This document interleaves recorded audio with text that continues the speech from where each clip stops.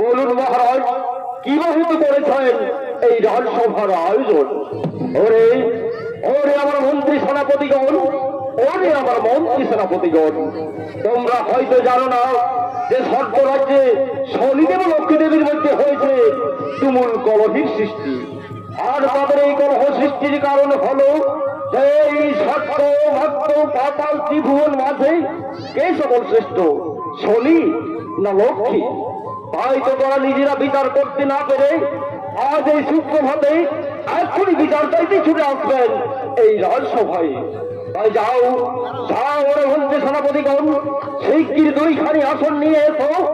একখানি আসন হবে স্বপ্ন নির্মিত, আর একখানি আসন হবে রৌপ্য নির্মিত। সৌভাগ্য মহারাজ, সৌভাগ্য মহারাজ, আমরা চললাম সেই আসন আনার জন্য।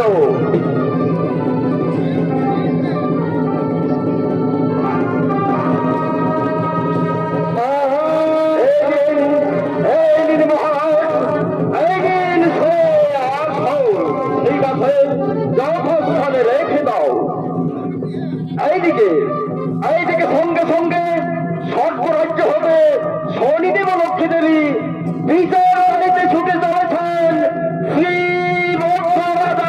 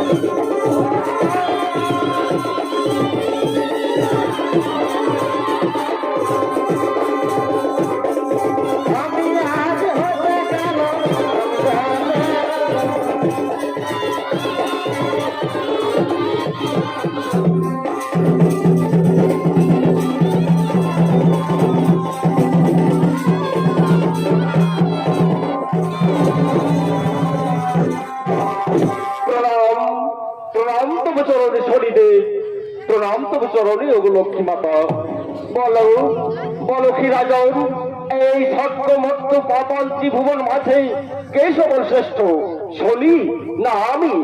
না না লক্ষ্মী না, এই স্বর্গ মর্ত পাতাল ত্রিভুবন মাঝে সকল শ্রেষ্ঠ আমি। শুনো শুনো অভিদেব, শুনো অগুদেবী, আগে আসন গ্রহণ করো, তারপর বিচার করে বলবো এই স্বর্গমর্ত পাতাল ত্রিভুবন মাঝে কে সকল শ্রেষ্ঠ।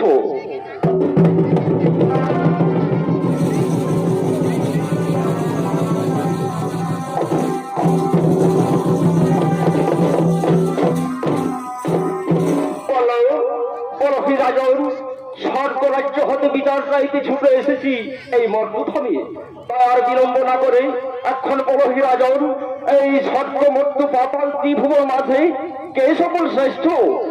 শুনো শুনো অভিদেব, শুনো অগুদেবী, এই আসনে বসে এই আসনে বসে তোমরা নিজেরাই নিজেদের বিচার পেয়ে গেছো। যে জন বসে বামে সে হই সাধারণ, আর যে জন বসে দক্ষিণে সে হই মহৎ প্রধান এবং সকল শ্রেষ্ঠ। কি করিলে রাজন, কি করিলে এই রাজসভায় আমায় করলে অপমান, এই শনিদেবকে করলে ছোট। ঠিক আছে ঠিক আছে, আজ হতে আমার কুদৃষ্টি করবে তোমার উপর, এই শনির কথা লাগবে তোমার সারা রাজ্য জুড়ে, এই তোমায় অভিশাপ দিলাম। এখন আমি আসি রাজন, এখন আমি আসি, এখন আমি আসি।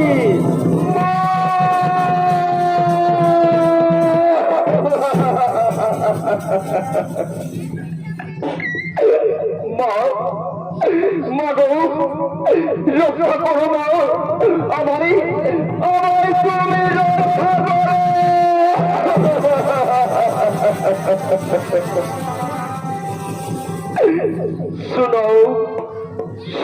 রাজন, আমার আশীর্বাদ রইল তোমার উপর, অচল হয়ে থাকবো আমি তোমার গৃহেতে। এখন আমি আসি রাজন, এখন আমি আসি, এখন আমি আসি। শোনো শোনো রে মন্ত্রী সেনাপতিগণ, আজকের মতো সভা এইখানে করিলাম ভঙ্গ, আজকের মতো সভা এইখানে করিলাম ভঙ্গ, আজকের মতো সভা এইখানে করিলাম ভঙ্গ।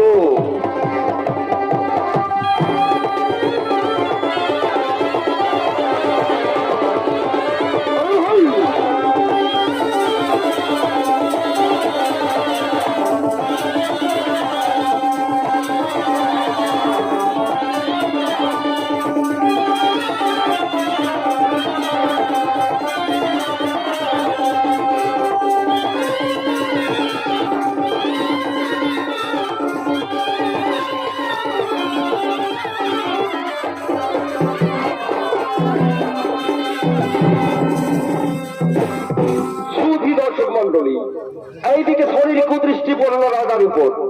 শনির দশা লাগলো রাজার সারা রাজ্য জুড়ে। একদিন শ্রীবৎস রাজা সন্ধ্যার সময় শৌচকর্মে যায়। হাত পা ধোয়ার পর তার পায়ের কিছু অংশ অধূত থেকে যায়। আর ঠিক সেই পথ দিয়ে শনি প্রবেশ করলো রাজার শরীরে। সারা রাজ্য জুড়ে ঘটতে লাগলো নানান অঘটন। অকারণে বজ্রাঘাত হতে লাগলো, বিনা কারণে রাজপ্রাসাদ ধসে পড়তে লাগলো, বৃক্ষলতা ফলমূল অকালে শুকিয়ে যেতে লাগলো, রাজার ভান্ডার শূন্য হতে লাগলো। এমনকি রাজার মুখের সামনের খাবার শনির কুদৃষ্টিতে ছন্ন হয়ে গেল। তাই তো রাজা চিন্তা ভাবনা করে রাজা ও রানী কিছু ধন সম্পদ পুটলি বেঁধে রাত্রির ঘোর অন্ধকারে চুপে চুপে রাজপ্রাসাদ হইতে করেছেন পলায়ন।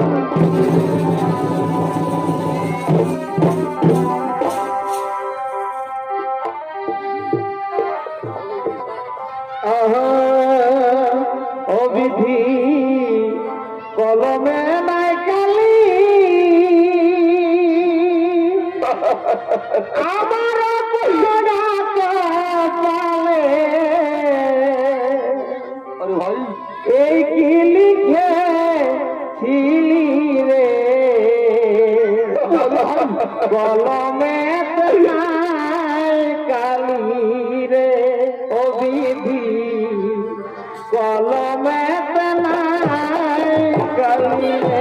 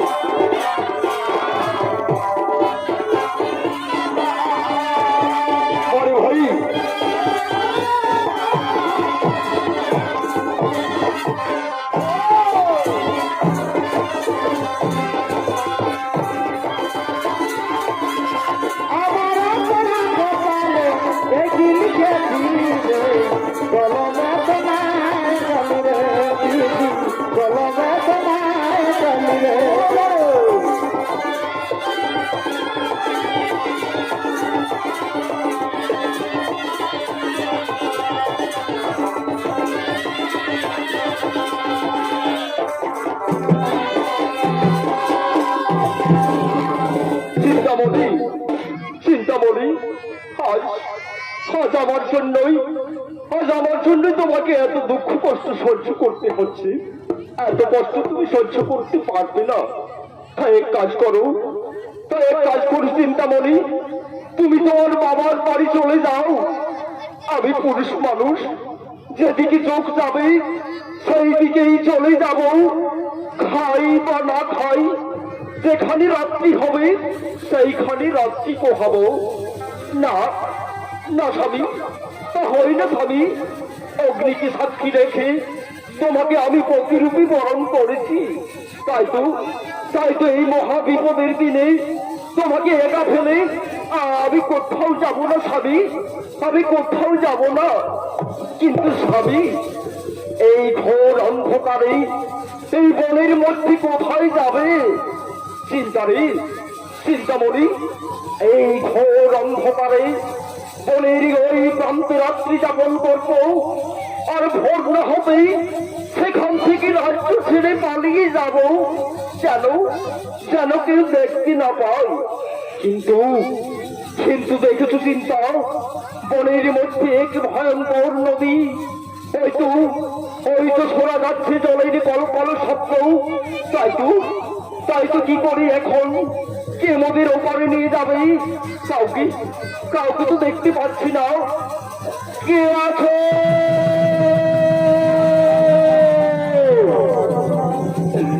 কে আছে?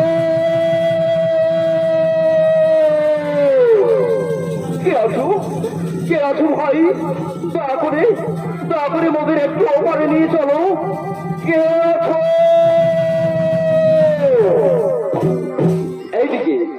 এইদিকে শনিদেব বনের মধ্যে এক মায়ানদী সৃষ্টি করে এক ভাগা জীর্ণ নৌকা নিয়ে নাবিক সেজে বসে আছে আর বলছে,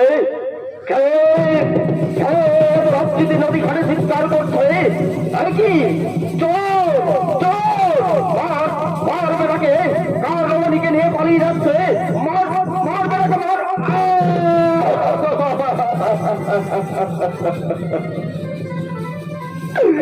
হাই ভগবান, প্রভু নিষ্ঠুর বিধাতা, বিশ্বাস করো ভাই, আমি চোর নই, আমি রাজা শ্রীবৎস। কিন্তু ভাগ্যের দৈবক্রমে আজ আমার এই অবস্থা। কিন্তু তুমি কে ভাই? আমি নামি আমার এই ভাঙা চিন্তা নৌকা নিয়ে এই নদী ঘাটে রোদ পারাপার করি। ঠিক আছে ভাই, ঠিক আছে। তাহলে দয়া করে আমাদেরকে একটু ওপারে পার করে দাও। না, হবে না।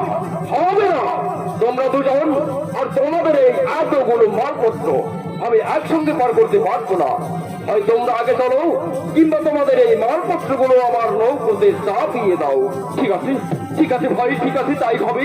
চিন্তামণি, না আর দেরি করো না, আমাদের এই মালপত্রগুলো তাড়াতাড়ি ওই মাঝি ভাইয়ের নৌকোতে চাপিয়ে দাও।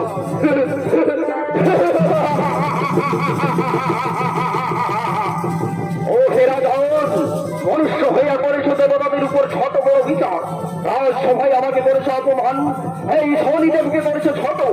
এইবার তার পরিণাম দেখি।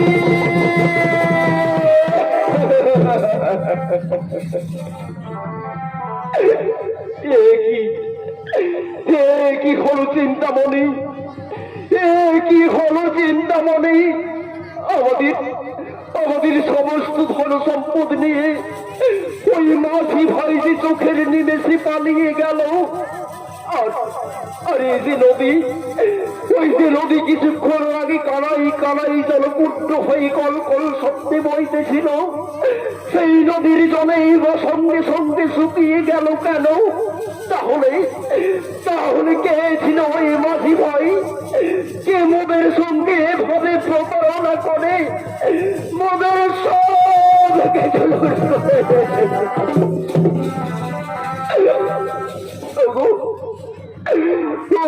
স্বামী, আমার কি মনে হয় জানো, যে ওই মাঝি ভাই আর কেউ নয়, ও নিশ্চয়ই ওই শনিদেব ছলনা করে মোদের সব কিছু কেড়ে নিয়ে মোদের পথে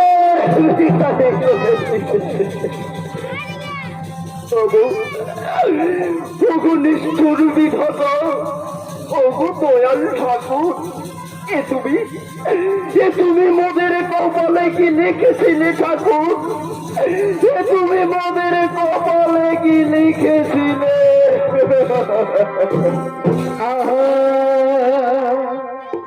এই ছিল কপালে মাগো,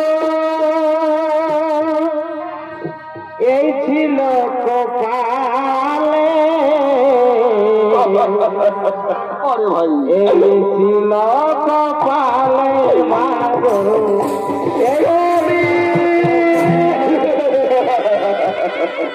এই ছিল কপালে স্বামী, মোদের কপালে কি লেখা ছিল গো স্বামী? মোদের কপালে কি লেখা ছিল?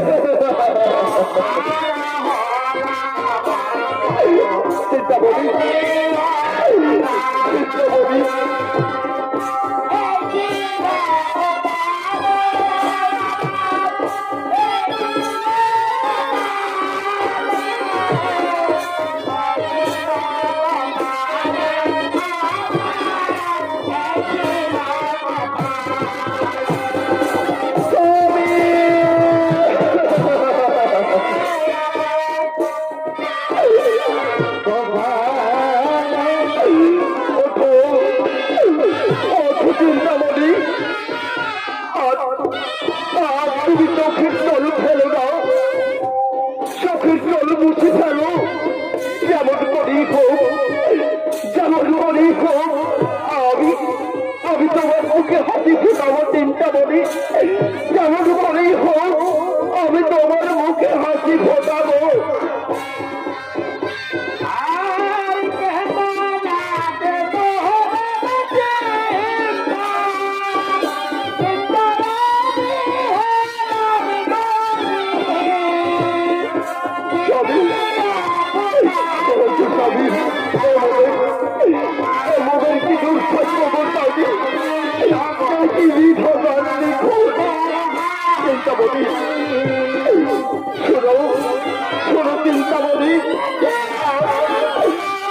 চিন্তা করে কোনো লাভ নেই, রাত্রি প্রায় শেষ হয়ে আসছে।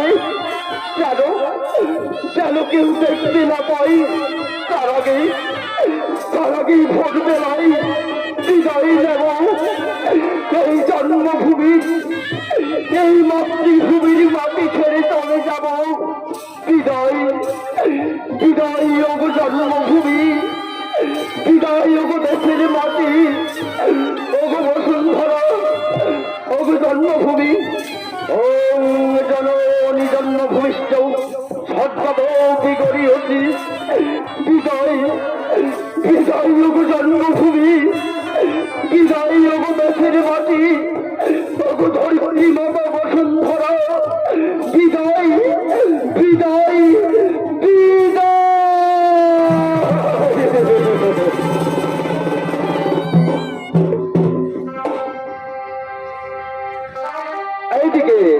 এইদিকে ভালো রাত্রির মাথার দিনে গ্রামের কিছু জেলেগণ মেয়েছিল সম্মেত, তারা নদীর ধারে ছুটে চলেছে মাছ ধরার জন্য।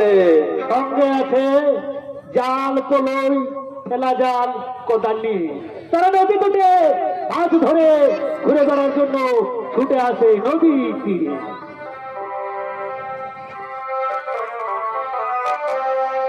আরে শোন বাবুর বাবা,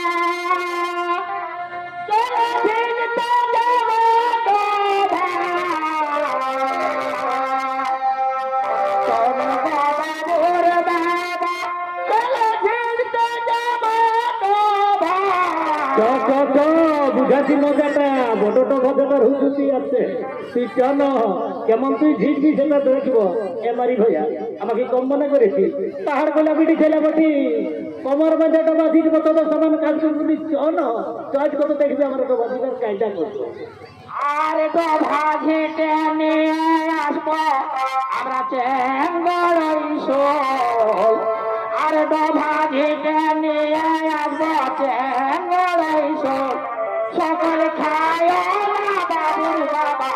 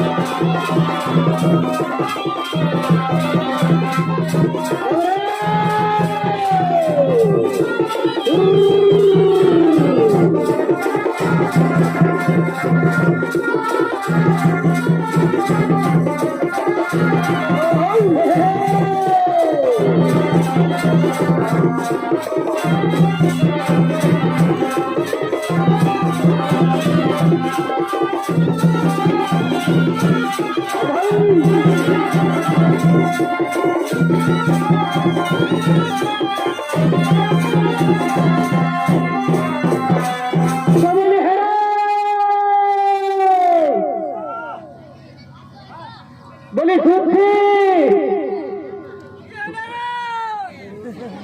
এ বাবা এরে তো রাতা কবলে তো মোটা হলো রে শালা দমে দিল ঢুবা কমলা পছন্দ নদী শালা বাহার খাই একদম জিভটাকে মোটাই নিয়েছি রাতা তোর বুঝতেই পারছি না তুই হঙ্গা মুঠি নুকে মুঠি হাতে বলবো কি হলো কমলে এরকম সারাদিন নদী ধারা ঘুরে বলবি না